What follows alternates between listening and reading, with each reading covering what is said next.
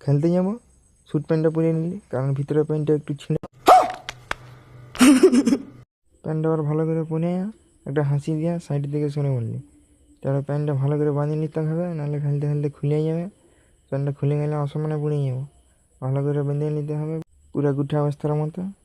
বাঁধিয়ে নিয়ে সাইডের দিকে একটু সরে গিয়া গেঞ্জিটা ঠিক করে নিতে হবে। আবার রেডি হয়ে হিরোর মতো খেলতে পাই যেতে হবে।